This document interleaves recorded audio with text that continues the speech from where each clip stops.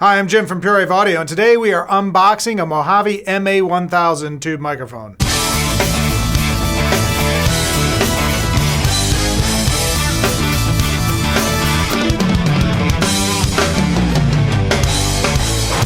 Hi, and welcome to the Pure Wave Audio channel. Please subscribe and hit the like button if you like what you see.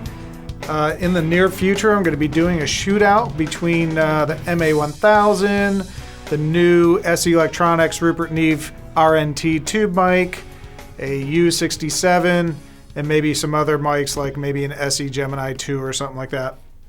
So look for that in the channel in the near future and hit the subscribe button. So this microphone was actually in another box with a bunch of peanuts, and it was going to be crazy with peanuts everywhere, so I decided to get rid of that. So we're going to open up this box and kind of see what comes with the MA-1000.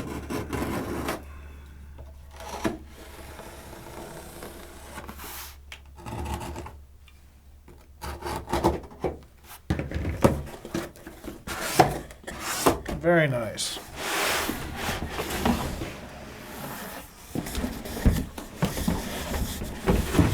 That is a sweet case. This is an awesome case. Was not expecting this at all. All right, so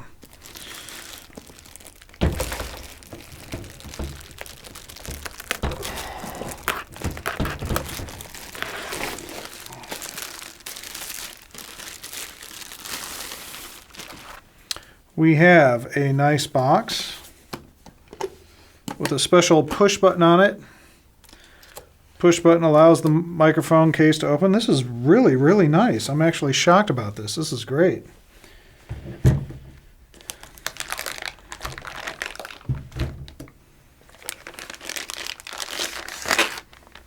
Inside we have our MA-1000, which has a -15 pad and a high pass filter. Set that there.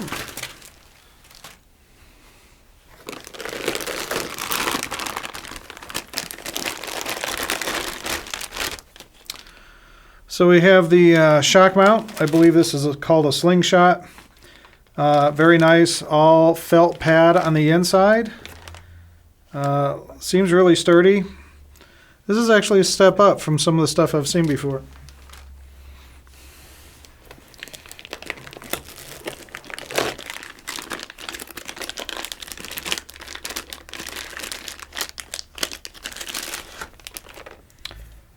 This is your power supply for the tube mic. Now, what's interesting about Mojave is they have a really compact power supply. If you saw my unboxing of the RNT, it was this huge, huge device. But Mojave has done a really good job at getting things small.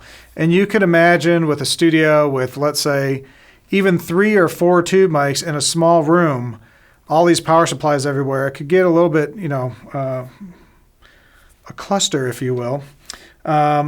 So, and imagine if you were doing an orchestra or something and you had 30 microphones and all these power supplies everywhere. These small power supplies, as long as it's high quality components, it's kind of a nice feature instead of a big, huge power supply. And it's not that heavy either. We have our power cable.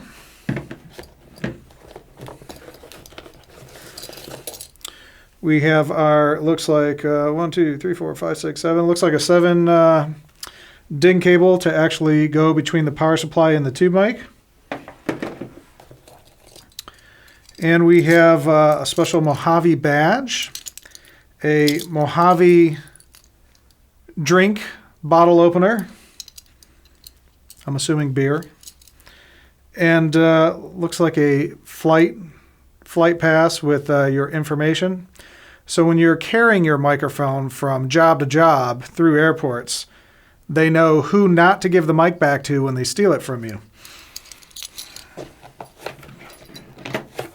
And we have the official card for your serial number, warranty and stuff like that.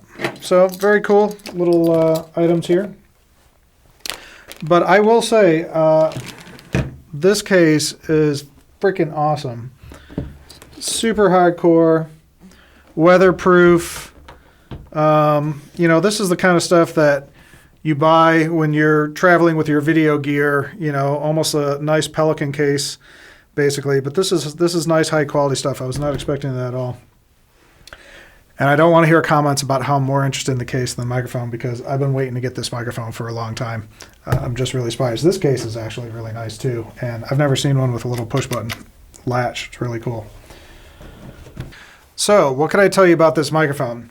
This microphone is kind of based off the 251. It actually has a 251 capsule in it. It's using the 5840 tube, which Mojave has a ton of stock of, so you never have to worry about if a tube goes bad that you're not going to be able to source it. It is original old stock. It's new old stock. The big thing with Mojave microphones is their transformers. This is kind of the golden thing that gives them their classic sound. And David Royer, who builds these things and designs these things, he's way up there in knowledge. I've talked to him before. He's just a special guy. He really is critical and dots every I and crosses every T when he does stuff. And when they were, you know, trying to come up with a formulation for this microphone, they pulled out an old transformer he designed like 20 years ago. And he had Coast Magnetics replicate that design, and now that's what's built into this microphone. And what's different about this microphone compared to, let's say, an MA-200 or a U67, you know, or a Neumann in general, is most of those microphones have a bump between your 5 and 8K range. And this is pushing that bump. It's a flat mid-range, flat kind of high-end until you hit the 10K and pushes that bump out to 10K. So it's kind of an open air sweetness bump, if you will. So if you have someone that has a lot of sibilance, you might want to try this mic, because you're still going to get some presence without that 5 to 7K sibilance that you would get on other microphones. Now, the one thing that's cool about this is the pattern is fully variable. There's no detents or anything. It's fully variable between omni to cardioid and hypercardioid, supercardioid, all the way over to figure 8 pattern. And this is something that you could dial to your choosing, or you could actually, you know, just turn the knob until you like what you hear. If you go into more omni mode, you'll hear less sibilance in general. If you go into a hyper mode, it will be really focused on the voice, so you might notice that it might pop out of the mix a little bit, give it a little bit more edge. And the last thing I'll say about this is, you know, Mojave's kind of in general theme is to make great quality mics that are affordable for people. And the one thing I will say is, like, the MA-200, when that came out, I personally own a U67, which I think at this point is a valued, you know, vintage one is valued at $11,000, $12,000, whatever it is.